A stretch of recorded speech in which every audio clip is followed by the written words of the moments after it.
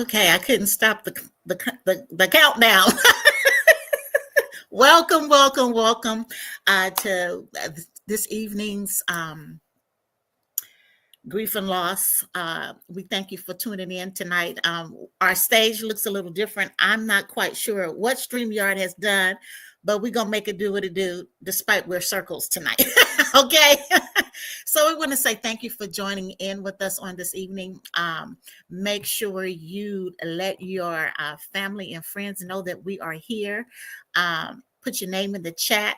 Let us know where you're listening in from. We want to say to make sure to give you an opportunity of time. We have a dynamic discussion we're going to be having tonight around grief and loss. So chime in, let us know where you're calling in from, not calling in, checking in from, looking in from, and put it in the chat for me, wherever you are listening. And then those that are going to be listening later, again, we get a lot of those that look at us later. Make sure that you leave your feedback even in the comments later, because we do respond, we do reply, and we are available even after the live. So again, thank you for joining us. We're going to take a deep inhale and exhale before we get going. You know, we got to always get present to the moment, to right now. And so we're going to take a deep inhale through the mouth, through the nose. You see, I need to breathe. No. And exhale through the mouth. Yes. Inhale, hold, and on the count of 3, we're going to exhale through the mouth slowly. 2 and 3. Yes, it's that breath that reminds us whose and whom's we are. We are created in the very image and after the creator of all life. And God is so bad. He's so bold. He's so audacious. He made us distinctly different and said we all in his image. How about that? We got both feminine and masculine. Gotta be so, because I'm here. How about that? How about you? Can you say the same thing? Because you here. So let's take another deep inhale. Hold. Yes. It is that breath that calls us family. And exhale on 3, 2, 3. Yes, you cannot do that. You cannot take a pause and intentional breath and not recognize and remember the creator who created you. You cannot do that and remember that you are divinely created to create divinely. I don't care what's going on, how you're feeling, what it looks like, the disappointments, the upsets, the grief, the loss, the joys, the good, the bad, the healthy, the unhealthy. We are all yet divinely created to create divinely. And so tonight, what we want to do, we're going to get right into it. Let's talk about, let me back up. First of all, Center of Empowerment. Who is Center of Empowerment? Center of, you notice we spell it a little differently, N-I-N, power, and then MENT, M-E-A-N-T, purpose. So Center of Empowerment is about centering, understanding the center of inner power purpose. What is your inner power purpose? And so our intention and our goal and our mission and our mandate is to support families in mental health. And that is support. A lot of our families are dealing with grief, loss, trauma, and caregiving. We're caregivers for those that we love. We have signed up as our profession. I'm a caregiver. Outside of my family life, I'm a caregiver. And sometimes our position that we sign up for is for caregivers. So our intention is to to make sure we are impacting the 4 pillars of life. So make sure you go to our website at www.coinpm.org. Again, that's coinpm.org. What I'm going to do is I'm going to put it down here at the bottom, because you might decide you like what's going on so much you want to give a donation. So we have some that is joining us. Make sure you put in the chat where you're checking in from. We have a dynamic guest tonight, and her name is Natalie Lamb. I like to call her Dr. Natalie Lamb. She does not have that on her resume, but I call her Doctor. How about that? Natalie Lamb has a vision to equip people with the power to change their lives, to teach them to choose purpose, freedom, and love. It's your choice to choose beauty or misery, love or hate, being bound or free. But nonetheless, you choose. This is her purpose with each word she speaks. She speaks to give life and healing into people's lives. Come on, put your hands together and let's welcome the one and only Dr. Natalie. Thank you for being with us tonight. Thanks for having me, Iris. Glad that you were able to make it tonight. I know. I think it was last month before last. You weren't. We actually recorded, right? It was Yes, we did the recording, and yours truly forgot to hit the live, hit the record button. It was a dynamic session. Oh my it gosh, it was a was. dynamic session. So we deduced that was obviously for us. No, right? That was obviously for us. And then when we re-recorded, you weren't able to join us. And so I want to thank you Right. for taking time out of your schedule tonight. Natalie, let me ask you this. Why grief and loss? What had you take on coaching as a grief and loss or life and grief coach? So, what brought me to it was really the death of my mother. And that happened 22 years ago. Actually, 23, coming up on 23 in May. And that really changed my life, right? 20 something years old, not knowing anything about grief, just had a baby, and I needed to figure out how do you do this, right? Mhm. No one talks about it. It was taboo. It was just pretty much so she's in a better place. Praise God for that. Let's move on, right? And I could not move on. I was stuck. I was angry. I was lost. I was scared. I was all of the emotions that just kept rising. And I had a little girl, right? And I said, I have Mhm. to be her mother. So Mhm. therefore, I got to figure this out. And Mhm. I chose to research grief. And I looked at it from as many angles as I could, from different society, different types of people. I went back to the indigenous. I studied African tribes and how they looked at it. Mhm. The Jewish people, how they looked at it. The natives, how they looked at it. Of course, our Western approach as well. And I formulated as a way of how do I do this, right? Mhm. And then in that, I'm like, no one's talking about it. So I Mhm. love to talk about the things nobody talks about, because Mhm. that means that there's a space for us that we're all lost in, and we need to be able to open it up and really have these discussions. And that's where I started doing support groups. And from there, it has kind of grown into what it's grown. But anyone that has lost, it's a lifelong journey.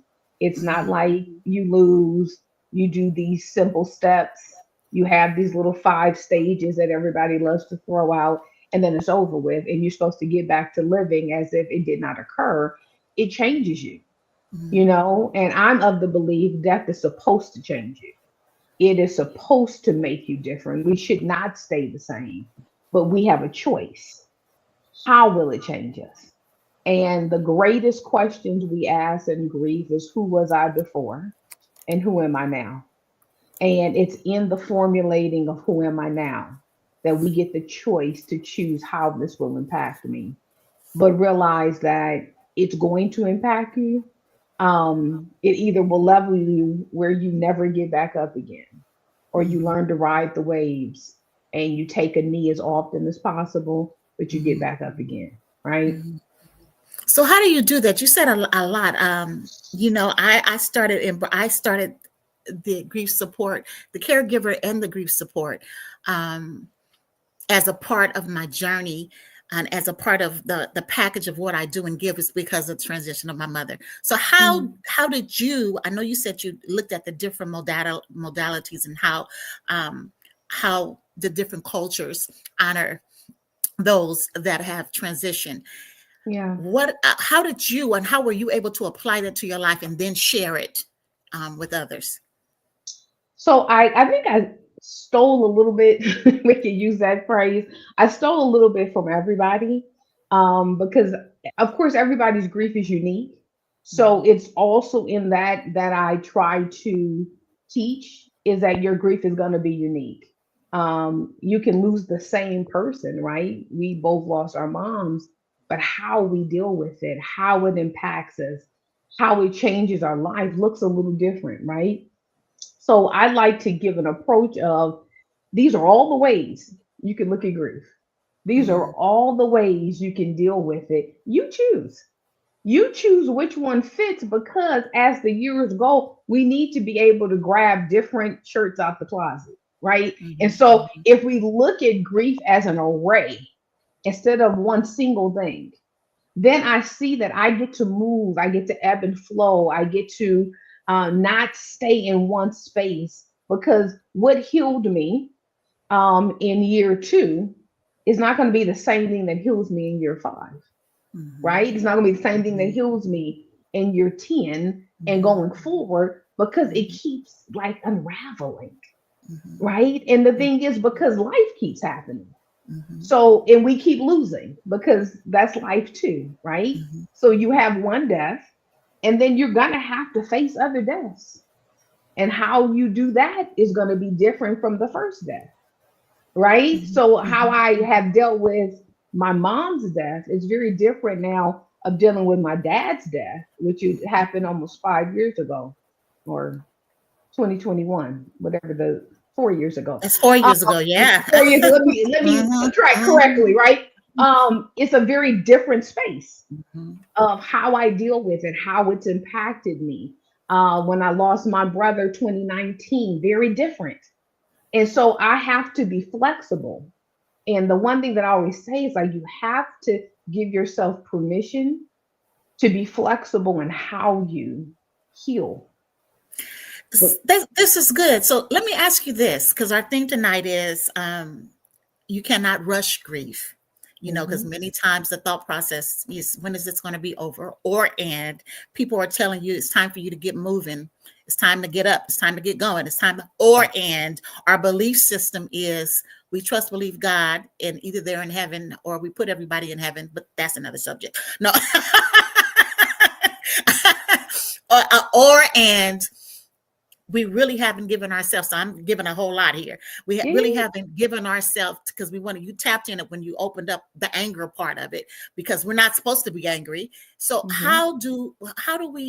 when we say it's not, how do we go through that process and truly embrace it?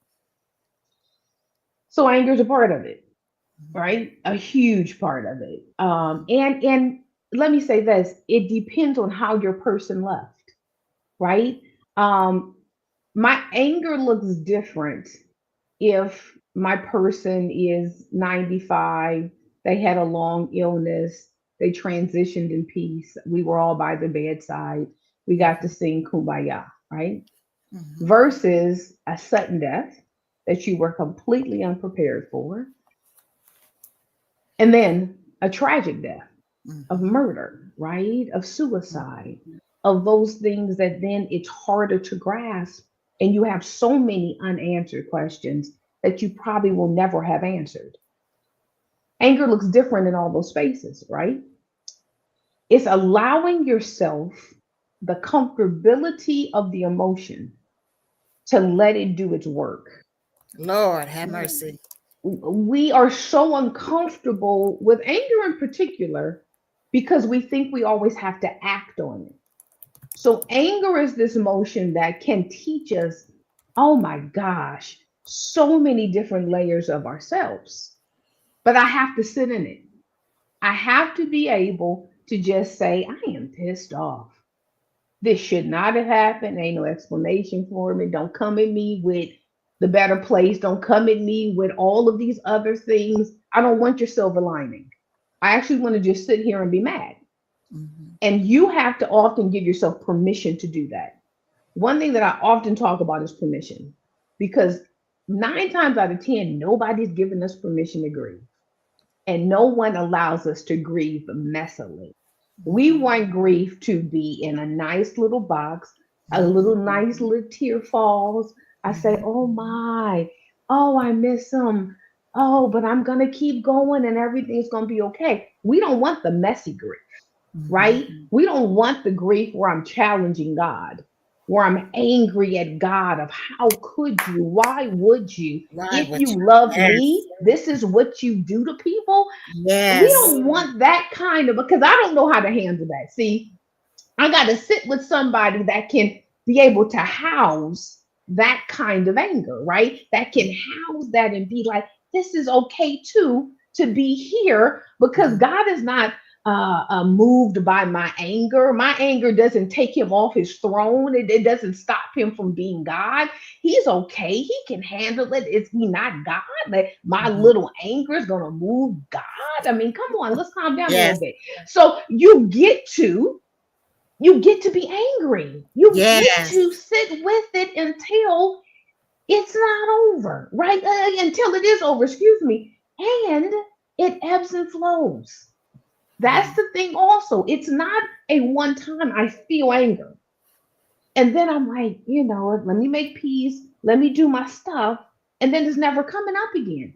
It's going to rise again Mhm. because something's going to trigger where you say, this is unfair. And a lot of times the anger is from feeling like it's unfair and feeling afraid.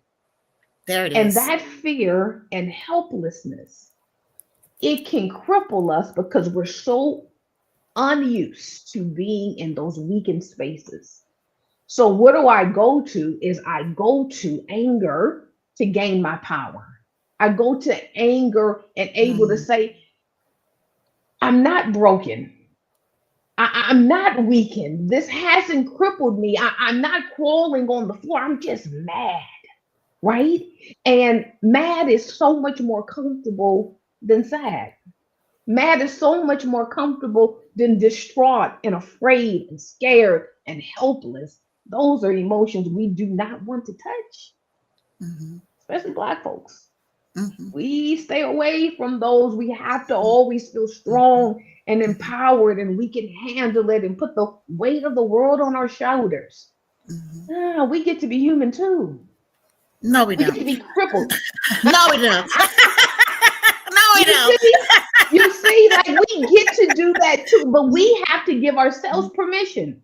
Mhm. And if no one else tells me that I get to sit in my anger, I got to tell myself that I get to sit here. This is so awesome and so needed. So, how do we sit in our anger and not feel guilty about the anger?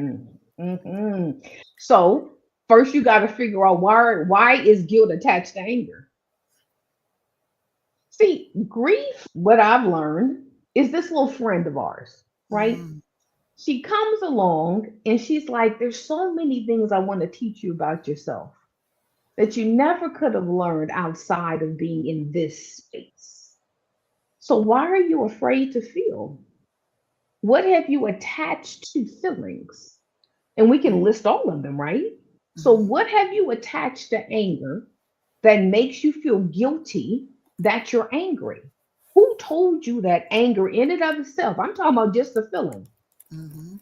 is something that you should be ashamed of something you have to bury, of something that is not allowed the same weight, the same breath, the same space as sadness, as happiness, as joy?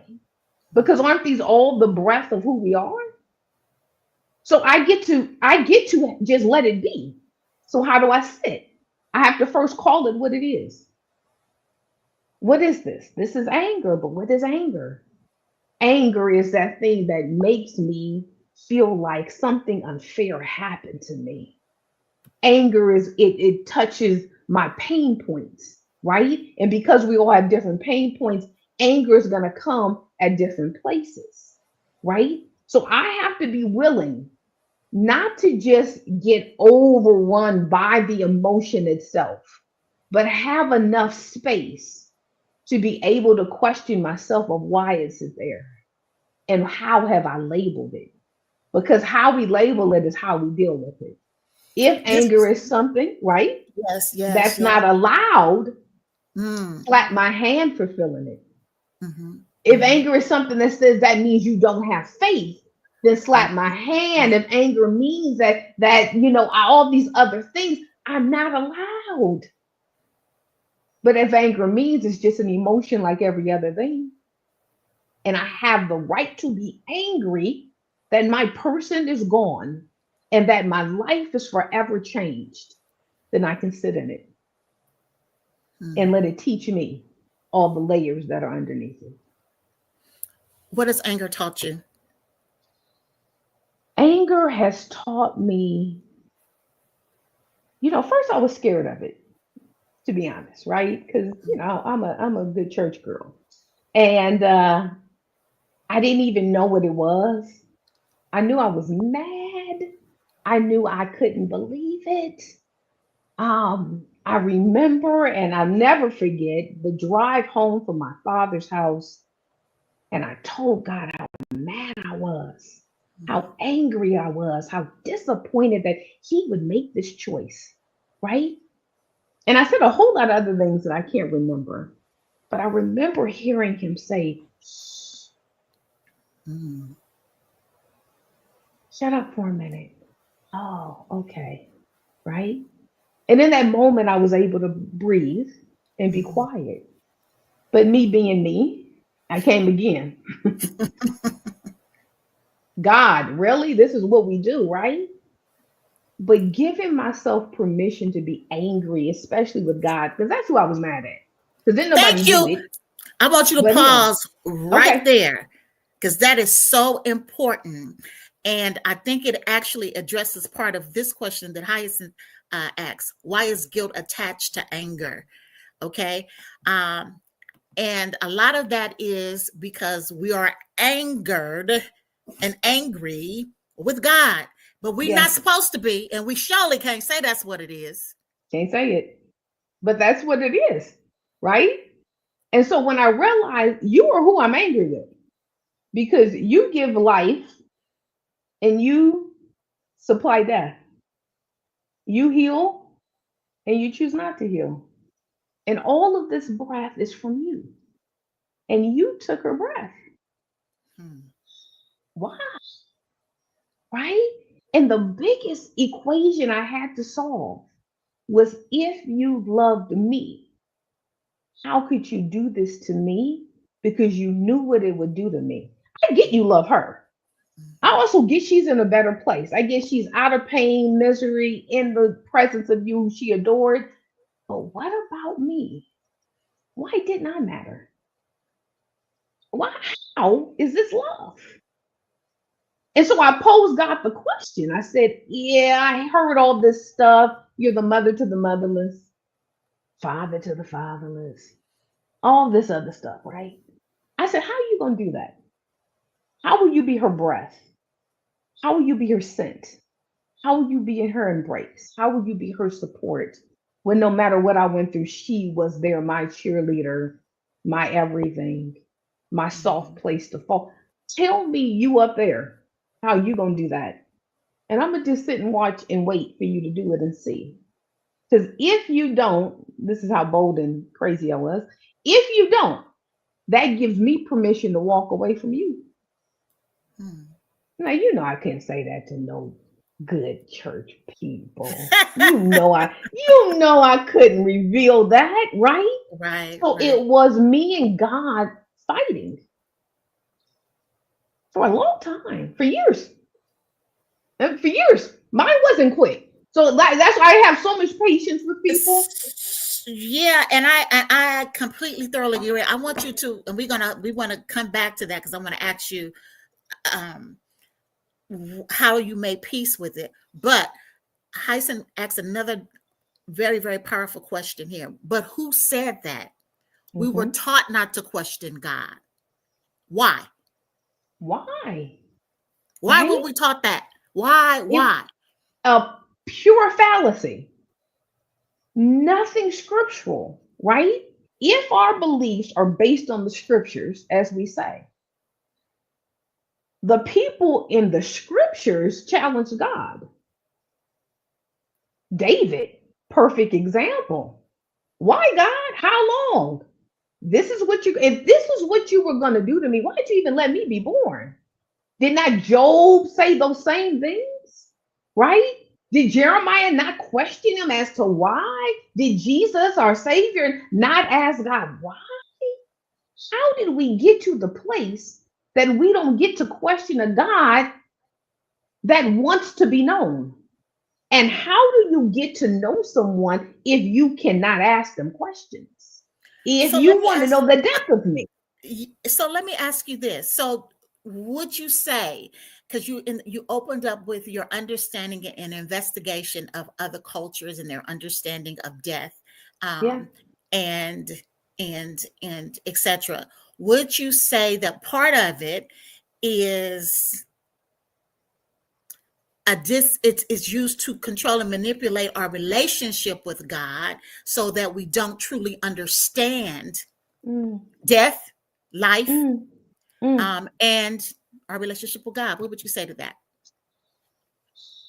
You know what I think? I think that, and I'll speak of our culture in particular, right? I think we did not have the luxury Mm, to stand in anger with God because so much was happening to us, right? You start from historical, right? Slavery, keep going, and you go all the way up, right, to our living, right, our generation. There's been a lot of turmoil. It's been a lot of pain. It's been a lot of trying to suck it up. mhm, The moment you give yourself permission to question God, you sit in a space of such vulnerability mhm, because I need God to care about me. And when I question his care, that means something there may compute that I don't matter. mhm, And we needed God at least to love us. We needed God at least to accept us. We needed God at least to say, okay, my hand is on you. See, if I'm not secure in a relationship, I can't toil. If I'm not secure in a relationship, I can't go back and forth with you. I can't argue with you. I can't that's right, get because it's not mad safe. at you. It's not It's not safe. safe. Hmm. So, though we have carried God, we have not been safe with God. The people in the scriptures were safe with God no matter what was happening. As to why, they could question him, they could toil with him. They could say, you're not fair. They could say, Hmm. well, why would you allow me breath if this is what the life you were going to give me? But because we're also uncomfortable with confrontation, right? We imagine Job's confrontation with God Hmm. to act as if God was coming against Job and that he should never have questioned him. And Hmm. in my studying of this, because I really look deeply into lamenting, Hmm. right? And what that Hmm. is, and that's that lost language with Hmm. God, right? Hmm. My God, that was the most beautiful thing when I had different vision when I read through Job. I saw Job challenging and scared Yes. and confused and questioning. I'm a good man. I didn't deserve this, right? We don't want to call ourselves ever good, how we've been taught, but I'm a decent person. I didn't done the right things, right? How could you do this to me? So I'm questioning God, but look at the beauty of that relationship. When God at the end, right? He got to chapter 38 and he said, answer me. Hmm. Wow. We're Hmm. scared to say that to God. Answer Hmm. me. We didn't went through all these chapters now. I didn't talk to these folks. All this. I need an Hmm. answer from you. Hmm. God was beautiful enough to tell him about who he was. Joe, this is why you don't have to worry about all that happened because you missed who I was. Hmm. See, we don't know who God is as to why we're afraid. He's like, Job, do you know I'm holding everything together? Do you know that I created the sea and I put a playpen around it? Do you know I taught all the animals how to feed their babies? Do you know that I am the one who orchestrates it all? You don't have to worry about me and my intentions. I got this. This is the God that you've been serving. This is the God who you put all your faith and trust in. I needed God to do that for me. So I said, let me challenge you, God. Let me say, show me who you are. Because where I'm standing right now, you seem kind of cruel. And Hmm. you seem like you don't love and care about me. And so the journey with God began as my journey with grief began. Mm. And we walked them side by side. And so I'm super comfortable with grieving, and I'm super comfortable with the God I know I love now. The God who's my God, right? Not my handed down God from other people's, but he's mine. So when I am in full throes of emotion, when I am angry and depressed and anxious and scared and lonely and all of the other things, I get to be it because I know who God is, and he's never uncomfortable with me being my real self and my real emotions that he also created, that he says, I will walk you through it. I will be your breath when you can't breathe. Mhm. I will grab your hand when you feel like you're by yourself. When you're panning and wanting their embrace, I'm going to embrace you. But I had to open up myself to allow God in, and I had to open up my emotions to give God the entirety of who I was and where I was. So awesome. This is awesome. Hyson says, this is some good eating. Ah, so let's unpack that. Yes. Let's unpack how the development, because you said a mouthful, development of your relationship of God, not the handed down God, meaning your other folks' relationship with God, but the God of your Yes. understanding. Yes. And sometimes the God of your understanding, well, most times the God of your understanding, it goes beyond the God of your ancestors or your forefathers or those in your lineage, and it can Yes. create another upset of anger. So, Mhm. how in the unpacking of all of this do you Mhm. did you get to making that peace, because you still got that unsettling, and you still got to keep going on with life because the bills got to be paid, and the children need you, and Yes. you got to Yes. show up, you got commitments. How do you do that, Natalie? I allowed myself time every day to sit with it. I didn't rush it. I said it's going to be here until it ain't here, right? 20 something years later, it's still here. But I really did carve out time. And I jumped into, I believe our emotions are like little people, okay, within me. So I was able to talk to every little part. And I allow whatever to come up and give it space. So there's times when you can't do this because you got life, you got Mhm. work, you're in public, you got obligations. But what you can do is when it comes up, you let that little part know, I'm gonna get back to you. And I made a commitment to always come back to them. So my emotions, I talk to all the time. I know when it's space for me to be in them. I know also when I have to push them down because it ain't the space, right? Mhm. But I know I'm going to come back to you. So what I teach in my grief group is create sad time. And if you have to do it every day, so sad time, think of it 15, 20, 30 minutes a day where you really give yourself space for the sadness, for the anger, for the all the other emotions, right? And you just sit with it. What am I feeling? Do I need to cry? Do I need to scream? Right? How do I get this out of me? Because grief is this thing that is within us, right? It's the thoughts, it's the feelings, it's the emotions. Everybody grieves. It's the mourning, which is taking the grief out loud, that we Mhm. are ill equipped in, right? Because it is the mourning that everybody tells us to shut up. Everybody Wow. tells us, okay, it's enough. I don't want to hear your stories no more. I did all that stuff, right? But if we can perfect our mourning of whatever I'm feeling and I take it out of me, it doesn't have to always be tears. It can Mhm. be coloring, it can be jogging, it can be going out and having yourself, a good breakfast. It could be you talking to your girlfriend. It could be you chatting it up with the guys. It could be a breath of things that you do, but you have to, on purpose, get it out of you.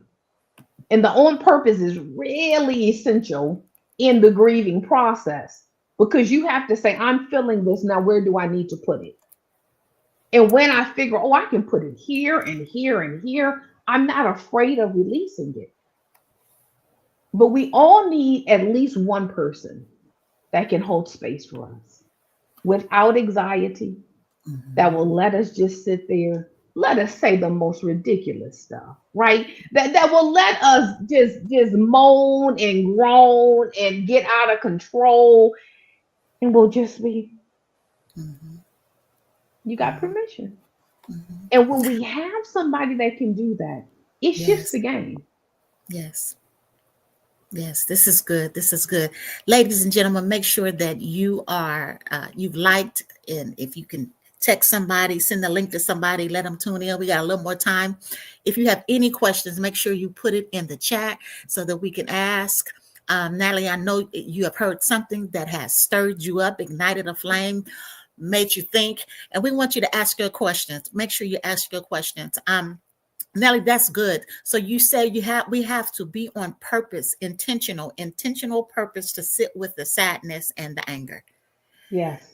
Because Yes. what I've learned when we don't do that, it's gonna show up anyway. And you will have no control over it. You will have no control over it, right? None. It's grief is the most patient friend. She Mhm, will wait for you, right? mhm, She's like, oh, you don't want to do me. You want to do all this other stuff. You want to be busy. Okay. You want to say it's not hurting. You said you didn't figured it out. You with Jesus. You done done all this stuff, right? And she's like, I'll be here until and mhm, whenever you're ready to do this. But I mhm, am gonna have to be dealt with, right? And we would, if we would embrace her, our lives would look different. Because what we know, grief is not just the loss of a person, it's the mhm, loss of anything. And so we have all these grief ghosts that are living in our house, that are tapping on our shoulders, that are running the game, but we're scared and we're afraid. And that ghost just blows a little bit, and we're like, oh my Lord, I cannot deal with. And we create labels and false illusions so we don't have to deal with our life of loss.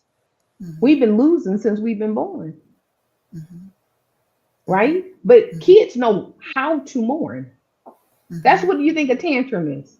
That mhm, 2 year old that you took that toy away and they cried and they kicked and they screamed and they're like, this is not fair. That's called mourning. Okay? That's mhm, them kicking it up, saying, I don't like this feeling within me and I'm going to get it out of me. And what mhm, do? Stop all that crying.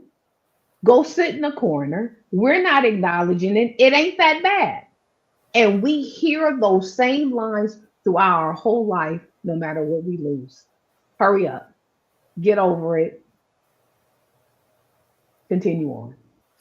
and we find ourselves stuck, right? Yeah. We're moving, we're Hmm. active, we're Yeah. Yeah. engaging, we're making all the appointments, but we're stuck. We're stuck. And we're creating habits that are unhealthy, Hmm. that is creating a backlash in our personal life, with our family, with our community, Yes. with the world at large, or in our physical body. You know, how, Cassandra says, I can't stand that. To Can't get over stand it. it. I can't, okay? To get This is over it. where we're going. Yeah, what in the whole world? What in the whole ham and cheese is get over it? No, okay. Right. What is get over it? So Natalie, what are some additional tools? You guys have put your questions in the chat. Put your questions in the chat so we can ask her. What is let me ask you here. Let me ask you this, because this was a question that was DM'd. Okay. Uh, how how do you deal with the guilt of not talking to a loved one regularly?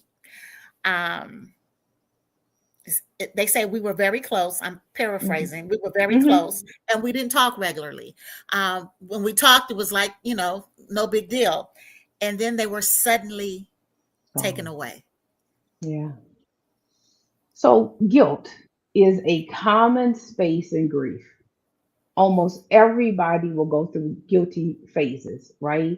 Guilt that I didn't pick up the phone, guilt that I wish I would have got you care, guilt that I didn't do X, Y, and Z, guilt that I didn't spend much enough time. I mean, I think the enough time like probably wrangles all of us because we're busy people, right? And unfortunately, the way we have it set up, our relationships always come last.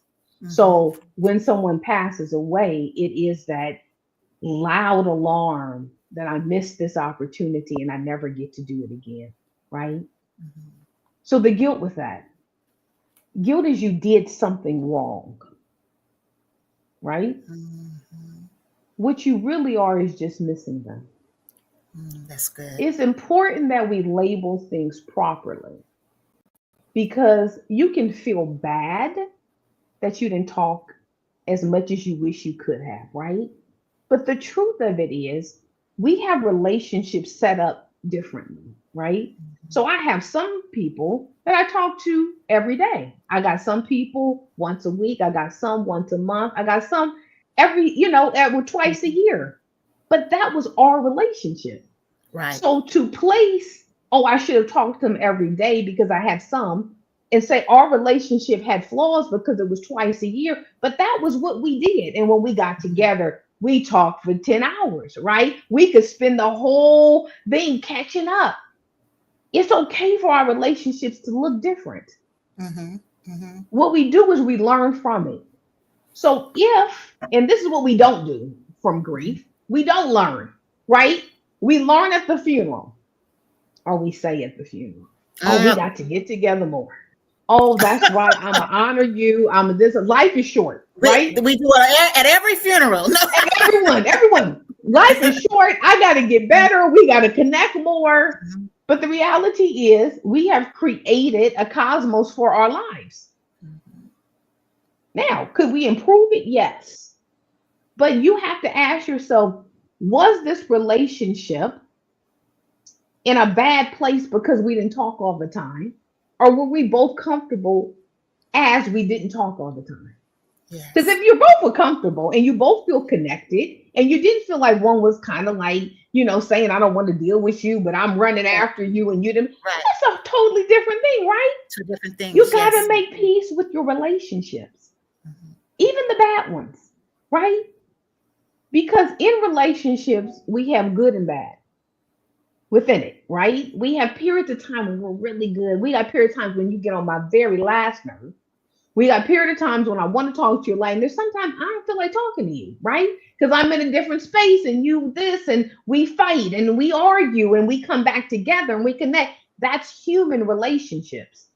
We don't have to make our relationships angelic because the person passed away.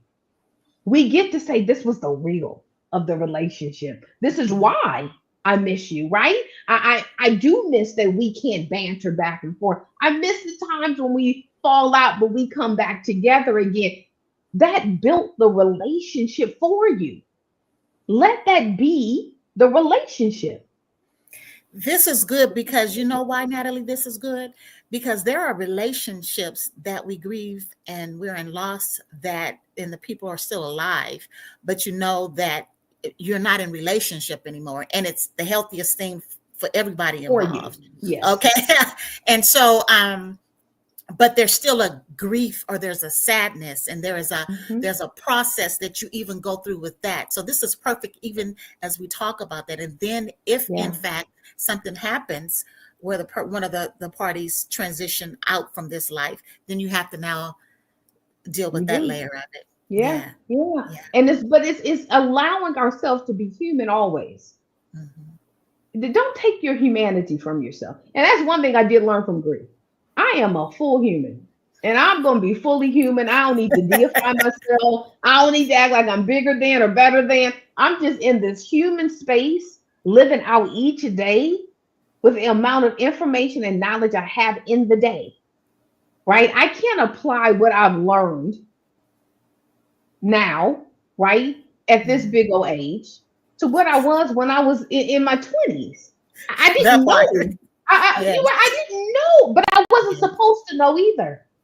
I was supposed to mature. I was supposed to grow. I was supposed to learn. Life teaches us. Let life teach you without feeling guilty that you didn't know the lesson 10 years ago. That part. That part. We have another question here. I can't stop thinking there was something I could have done to help my loved one. They may have still been here if I Oh, had was Lord. able to help them. Yes. So I feel guilty that I was not able, and I'm angry about it. Hmm. Man, I went through that with my mom. Mhm. Oh, it was crazy because it was like, now she had a autoimmune disease, right? Never was supposed to take her out. That's not what hers was. It was just, pains, aches, that kind of thing. But I was like, Mhm. okay, we're gonna find these doctors. We're gonna help you do that. But mind you, I'm in my 20s. Don't know nothing about no healthcare and nothing else. But okay, I'm gonna try to help you. Man, I went over that over and over and over again. Like, was there something I could do to help her? Was there something I could do? If I did this, she would be here. And then if you connected to God, you ain't got that kind of power, girl. When is somebody's time? Is somebody's time. He said you cannot retain the spirit on the day of the death. I don't have that kind of power. As much as we love, as much as we desire, as much as we want somebody, no human has another amount of power to keep a person here. Mhm. We do what we can and we leave Keep the them rest here to or God change them. or change them. Mhm. Right? And that's where, if I have that understanding, then I'm Mhm. like, well, God, you could have done some work, but you did not do what I wanted you to do. And so I got a battle with him. But in that, I take it off of me because I don't have that power. Mhm. None of us, yeah, if y'all, anybody listening, you don't have the power to keep anybody here. Mhm. If You we don't. believe Yes. that we have an appointed time with death, right? That was given at birth, I can't change their appointment. That's between them and God, not me. Now I can forever wish their appointment wasn't their day, but I So don't have the Natalie, power to change it. you just opened the door. You did it. You opened the door. Why? So we are all are appointed, have an appointment with death. But then there's also where it is said that there's premature death. And so that's where that disappointment and anger comes in. Yeah, yeah, yeah, yeah. And so when you put it in the context of that, um, and allowing, because you figure, even when you talk about children or murder or things of that nature, those are horrific. Or you even talk about the transatlantic slave trade, all that was lost at the bottom of the ocean, Yes. all that was lost once here. You talk about other cultures that have lost, you know, millions and thousands and hundreds of people. How do we, so I didn't brought a real full circle for you. How do we make peace with that? Because we're in a time, um, and let me say this, I'm going to have a little transparent moment here. Um, One of the things, and I think Hyson asked the question earlier, and we kind of touched on it. A lot of our belief system is definitely around how we've been taught to believe. Mm-hmm. And so become, and we have questions when we're younger, but as we start to grow and experience life in a different type of way, we get in conflict Mm-hmm. because stuff is not adding up. Mm-hmm. It's just not adding up. And so of course in the not adding up, where some, depending on whatever you were reared in the religious world, we don't question, we just Yeah. accept and we push and suppress. So in the confines of all of that, how did you Mm-hmm. Mm-hmm. make peace with that and bring it to, I hope this is making sense to you. Bring I it say to, it says. yeah, yeah. How do we make peace with that for the listener that is listening to this and saying, yeah, okay, that sounds good, but okay, yeah, Yeah. uh-huh. So I'll hit on the first part you said about premature death, right? Mm-hmm. It's premature for us.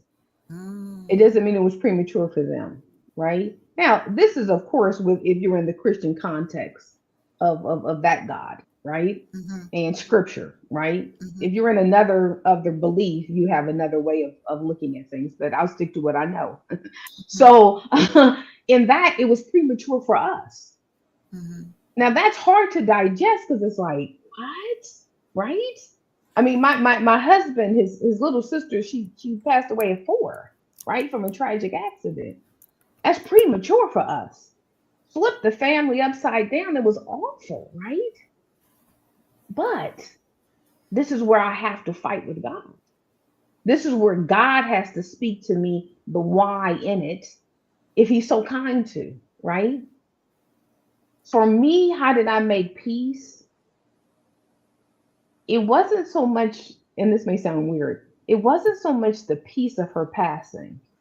It was the peace of how do I live without her? Mm. And that's continuous. Yes. I'm still making peace. I figured out that I don't need to try to close the hole. That's So I good. have a hole in the shape of my mom that will stay with me until I die. I just accepted the hole is going to be there. So now this is my life, a life with a hole of someone who I love dearly and shaped me, right? Now you look at it that way, I got a lot of holes, but I also got a big heart.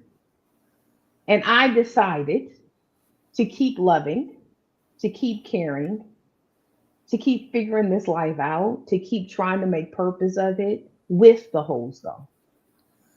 So Mm. I'm bold in the holes. I never need to close them.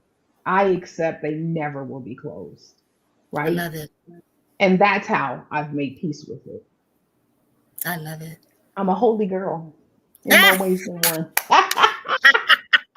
I More love it. ways I than one. love it. Yeah. Yeah. Love it. Love it. Love it. Now, Yeah. listen, audience, do you have any questions? I know you guys sitting here getting fat, eating good. And the intention, of course, is that it is uplifting your spirit, is giving you some relief and some understanding in the Yeah. process and the journey. So you're not feeling guilty about the anger, so that you're not feeling like something's wrong with you, Yeah. because it should be over by now. Mm, it, yeah. it's it's not going nowhere. You learn how to Lifelong. be. It's lifelong. We learn how to live with the holes, and nobody else can fill that hole. No. And in the context of a parent, in the context of a loved one, in the context of a friend, in the context, it won't be filled by anything or anybody on this Anything. earth. It Nope. just won't. But we learn and we find ways to give back and support and heal others in the journey. Any questions? Any other questions at all? Before we let her, y'all got an opportunity before we let her go now. Natalie, I want to thank you. This has been powerful. You started your support groups, if I'm reading it correctly, in Hmm. 2007. Was it 2007? The support groups with grief for loss. She has a wonderful grief for loss uh, a group on Facebook. And then she's also a coach as well, a life and grief coach that helps you and supports you through the process, through the journey of grief and loss and sadness and all the compartments that go along with it. Any final words you would like to leave with the audience? I leave with you guys, give yourself permission. Give yourself permission to grieve. Give yourself permission to find out what is underneath it all, why you're afraid of it, why you feel guilty, why you can't feel. Sit with somebody that can help you in that space because we're in a very vulnerable space when this happens and we do need support. Don't deny yourself support because you need to be strong. Get the support, right? Get somebody to help you navigate it because it will open you up to all different ways of living. That, as I said, grief is a friend. If you allow her to teach you, she's going to show you so much more than just this one deathbed. She's going to open you up to how you can live better, right? And this becomes a choice because How I choose to do it is where I have the power. I had no power in them leaving, but I do have power in choosing how I live now that they're gone. Let it be messy. We're just humans. That's it, and that's all. We humans, we are having a spiritual experience, but we humans, and we don't have to paint everything to be perfect. That's the bottom line. We don't have to be perfect in Yes. everything, the imagery of perfect. So I want to thank you again. This has been a dynamic conversation. Thank you Um, for having and me. yeah, thank you for being here. Again, she is on, we'll have all of her information in the body of the YouTube description where you can reach out and you can connect with her. And of course, also you can connect with us at Center of Empowerment, and we will get you connected to her if you would like to get connected to her. And we just say thank you. Now, don't go nowhere. We got a quick little, let's see, let me do it. Let's see. I'm learning, y'all. I'm learning this technology. I'm learning. Here it is. We got a quick little thing right here, and we'll be right back. Let me partner with you as you walk through this next chapter of your life. Let us unpack the blocks, the blind spots together and get to the next level. Your divine purpose in this season. Let's help you shed the weight that distracts from you living in fulfillment. Meet me in my healing space. Confirm with me today. Again, thank you. We thank you for being here. And next week we have coming. We'll be talking with Tracy Holmeyer, and she will be talking about the somatic healing process of dealing with the trauma and the grief and the different things. And then the following week we have. You know what? I need to be looking at the schedule. We got a lot of stuff lined up for you. So make sure you go and look at the. Here we go. Let's see. Tracy Holmeyer is next Thursday, and then that's the 24th. And then May, we have Dr. Linda Hodo. She will be talking about her experiences as a caregiver for both her parents walking through the grieving process. And then on Thursday, May 8th, we have the one and only Dr. Jewel Diamond Taylor, and she will be talking about living with the pain of losing a child. And that will be our Mother's Day special. Again, thank you for joining us, and we will see you on the next go round. God bless you.